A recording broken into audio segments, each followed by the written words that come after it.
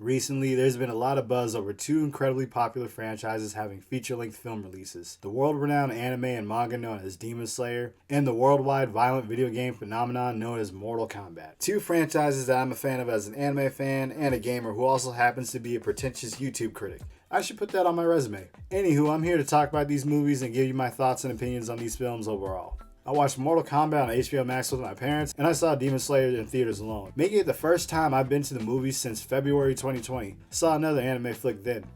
Plus Ultra gang in this thing. For those of you unfamiliar with Demon Slayer, it's an anime/manga that follows a young boy named Tanjiro Kamado as he goes on a quest to avenge the murders of his family at the hands of a demon named Muzan Kibutsuji. A demon that moves like a smooth criminal has got the brutality to match, while trying to seek a cure for the only survivor of the incident, his younger sister Nezuko, who's now a demon. This leads him joining the Demon Slayer Corp in his quest and making all sorts of friends and enemies along the way. Typical anime shit. Mugen Train is an adaptation of chapters 54 through 69 of the manga and takes place right after season 1 of the anime. So rather than this being a non-canonical side story like most other anime movies, this movie is a continuation of the show. It follows our crew as they team up with the Flame Pillar Kyojuro Rengoku to investigate a series of disappearances on the train, obviously from the result of demon activity and leading into a conflict with the demon Enmu, who puts everyone on the train into a dream state using his blood demon art. My non-spoiler thoughts are that this movie is pretty good and a great follow-up to the anime. Mortal Kombat, on the other hand, is a reboot and has no connection to any of the games or prior movies and other stories other than being another product of the Mortal Kombat franchise. It follows our protagonist Hanzo Cole Young as he teams up with Sonya Blade and Kano in Johnny Cage's place as the fish out of water white guy with some odd sexual tension with Sonya Blade. They all have to survive the assaults from Shang Tsung and other outworld forces that have come to kill them as a result of them, except Sonya, being chosen to fight in Mortal Kombat. So we have a Mortal Kombat movie without the Mortal Kombat tournament. Sorry Mario, your tournament is in another film. My non-spoiler thoughts for this film, it's pretty fucking bad, I'm not gonna hold y'all. If I had to pick which one of these films to watch again over the other, I'd easily pick Demon Slayer. Nothing against the people behind the Mortal Kombat film. This is a video game movie after all. Honestly, the only way I'd recommend Mortal Kombat to someone would be if they were a casual fan of action flicks. If you consider yourself a hardcore Mortal Kombat fan, like you care about the characters and lore of the games, this movie would probably just piss you off. Hell, even if you're a fan of Mortal Kombat and have never seen an episode of Demon Slayer, I'd probably tell you to watch Demon Slayer over this. Well, get ready for spoilers. Timestamps in the description. It was great to finally see this arc animated and in motion after reading the manga. The artwork and animation in this anime always pops out, and the film lives up to that precedent to a T. Watching it in motion is like watching moving paintings at times. I can't stress enough just how much of a visual marvel this film is. Good thing this is a video essay so I can just show you. All the characters behave the same way they do in the anime here. Inosuke lacks home training as usual, Zenitsu's still screaming every 5 seconds, Nezuko's adorable, and Tanjiro's the pure-hearted hero. The everyday shonen crew. Tanjiro and Rengoku get the most development. We get to see all of them build a genuine sense of camaraderie through the fights in the film. Rengoku even promises to train all three of them since Tanjiro asked him about the Hinokami Kagura dance he did to save his ass in episode 19. I like Rengoku a lot here. Like his flames, he's proud, powerful, and always quick to burn his enemies. We also learn more about his backstory and his motivation for being a Hashira. You best believe he's got a sad backstory too, but it works for this movie and for the all too brief time we actually get to see his character. Cause surprise surprise, Rengoku dies at the hands of Akaza at the end of the film. Am I saying that right? Yeah, they totally throw in a plot twist enemy at the end. The entire end fight is fucking beautiful. Rengoku stood his ground to the end, even making Akaza fear for his life as he was losing his own. This is how you kill off a badass character. Other stories should learn from it. The back and forth dialogue between the two was cool to see play out. It helps to frame the fight with the constant theme of demons versus humans. Demons may live longer, heal quicker, and overall be far more difficult to kill than humans. But humans have a great strength about them that drives them to the edge. The strength that allows them to live their lives knowing that one day they're going to die and nothing will stop it. But that same strength grants them the ability to fight for those lives. A strength that can even make demons tremble. I genuinely wish Rengoku was in the series longer after seeing him here. This character is pretty badass in my opinion. The dream sequence bits of the film give us some pretty funny moments with Inosuke and Zenitsu, and shows us how strong-willed Tanjiro is, as he has to constantly kill himself in his own dreams to escape back into reality thanks to Enmu's blood demon art, which makes for some more of that classic shonen protagonist intensity we love to see. Inosuke and Zenitsu sadly have a missed opportunity to get developed here as the movie plays out their dream fantasies more as a joke. I mean, they're funny, but with things we learn later about their characters, I can't help but think that this arc could have been used to foreshadow what's to come for these two. A lot of my criticisms may also be coming from reading the manga last year rather than purely judging this movie as a whole, so not everyone will understand or agree, but that's fine. Villains come in the form of Lower Moon Enmu, an incredibly sadistic demon who enjoys giving giving his victims their wildest dreams before turning them into horrible nightmares and devouring them. And Akaza, an upper moon demon with power on par with the Demon Slayer's Hashira. Enmu is really one note as a villain, but this one note villainy makes him the perfect antagonist for the first part of the film. He's even got the advantage of being built up from the TV show as the only lower moon to not be murdered brutally by Muzan, aside from Rui. And he's got a whole feature-length film's worth of time to leave an impression, so he's alright to me. They also really make the most of the setting when he literally merges with the train, really taking advantage of the confined setting that they have. We only get a small look at Akaza, but I enjoyed seeing his debut. There's not much else I have to say about him without really spoiling what we see about him later, so I won't say anything else. If there's anything I disliked about the movie, it's that it can be a little slow at times. Some of the dream sequences kind of drag for me. This movie is 2 hours long, so there's a decent amount of build up for the latter half that's mostly action. Again, I wish we got to see Rengoku have a longer run in the series. I think his death could have been even more impactful down the line if we got to know his character over a longer period of time. Another thing to complain about in regard to the movie theater I was in, there was a firefly flying in the auditorium and it got really distracting at times, especially when it would fly in front of the projector. This isn't even a criticism against the film, I just want to talk about it since I haven't been to the movies in a minute. I don't have much else to say other than I really like this movie and will definitely watch it again at some point. So yeah, check out Demon Slayer Mugen Train and check out the Demon Slayer anime if you haven't. Now for Mortal Kombat, I'll start with the positives here too. This is definitely bloodier than the OG MK flick. They made this clear from the trailers, so most people knew what was good from the jump. The film's intro being released early also got a lot of people on board too. Seriously, the first 7 minutes of this movie are fucking great. It feels so different from the rest. I wanted to see more of the Bihan and Hanzo rivalry after this, especially when you got Joe Taslim as Sub-Zero. He kills it here. Quick side note, y'all should watch Warrior when you get the chance. Sub-Zero kicks so much ass in this film that I really wish it was in a different Mortal Kombat movie. Anytime he's tearing shit up in this movie, it's great. Like the scene where he's just chucking ice at everyone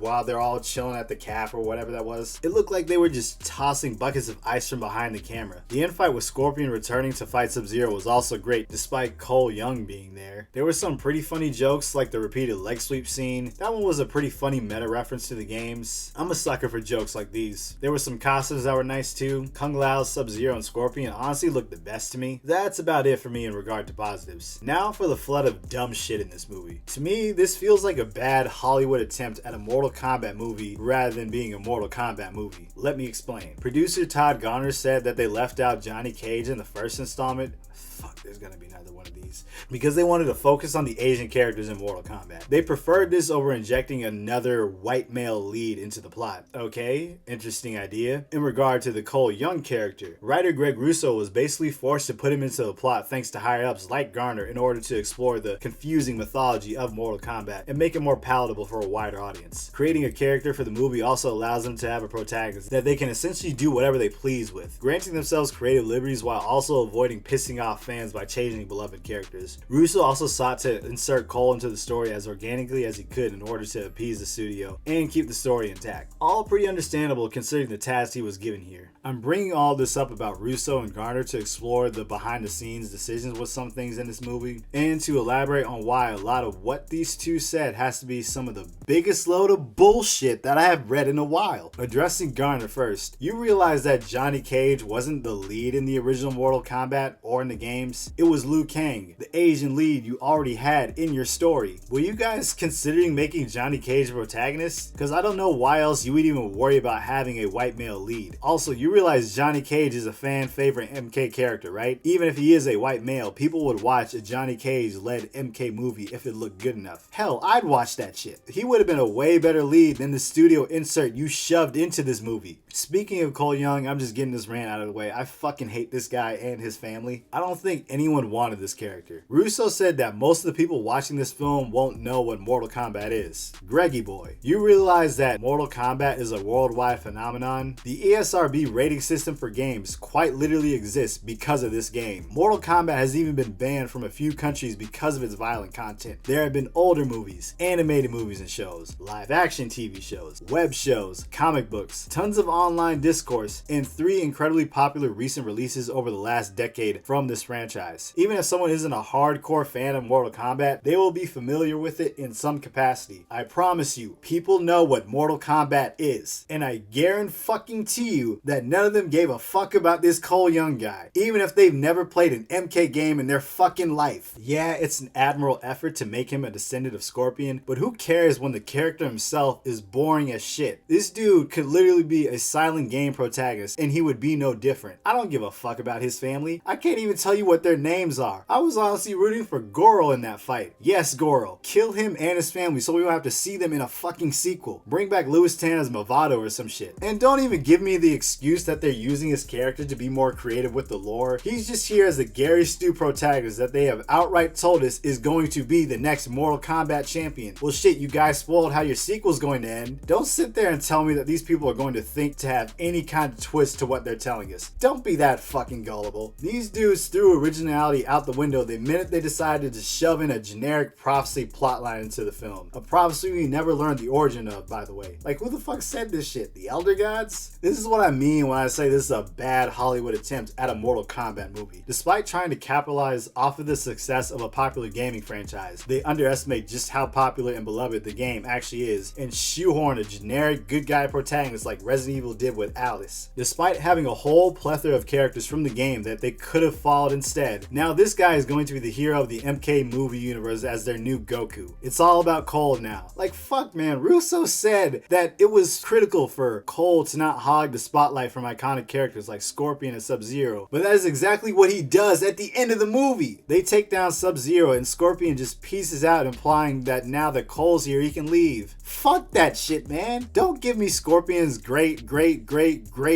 grandson or some bullshit. Give me Scorpion. Get over here.